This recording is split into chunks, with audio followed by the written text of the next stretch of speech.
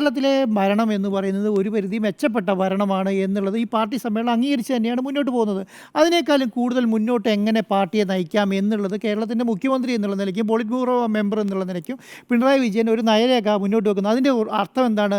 ഇത് നവകേരളമാണ്. ഇതുവരെ ഏതൊക്കെ കാര്യത്തിലാണോ പാർട്ടി കടുംപിടുത്തം പിടിച്ചത്, ഏതൊക്കെ കാര്യത്തിലാണോ പാർട്ടി നിലപാടുകൾ സ്വീകരിച്ചിരിക്കുന്നത്, ആ നിലപാടുകളിൽ നിന്ന് എല്ലാം പിന്നോട്ട് പോവുകയാണ് ഈ പാർട്ടി ഈ സമ്മേളനത്തോട് നടക്കുന്നത്. എന്താണ് നമ്മൾ ഈ പറയുന്ന വിദേശ വായ്പ എടുക്കുന്നതുമായി ബന്ധപ്പെട്ട കാര്യങ്ങൾ ഈ പാർട്ടി പിന്നോട്ട് പോയി കഴിഞ്ഞിട്ടേ പറ്റുള്ളൂ.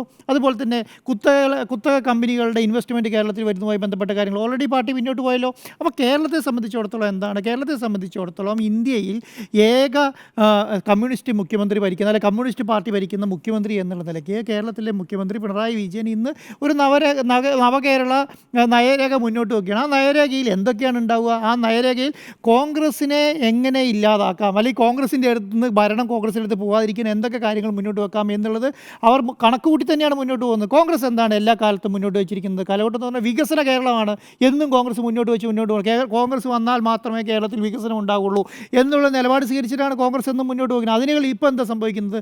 ഇപ്പോൾ സംഭവിക്കുന്നത് കോൺഗ്രസ് എന്തൊക്കെ മുന്നോട്ട് വെച്ചിരുന്നോ അതിനെല്ലാം കടത്തിവെട്ടുന്ന രീതിയിൽ, അതിനേക്കാളും വലിയ രീതിയിലുള്ള പ്ലാനിങ്ങോടുകൂടി CPM മുന്നോട്ട് വരികയാണ്. അതിനുള്ള ഏറ്റവും വലിയ കാര്യങ്ങളാണ് ഈ പറയുന്ന നയരേഖയിൽ ചർച്ച ചെയ്യാൻ പോകുന്നത്. നയരേഖയായിരിക്കും ഇപ്രാവശ്യത്തെ സംസ്ഥാന സമ്മേളനത്തിൽ ഏറ്റവും കൂടുതൽ ചർച്ച ചെയ്യപ്പെടുക.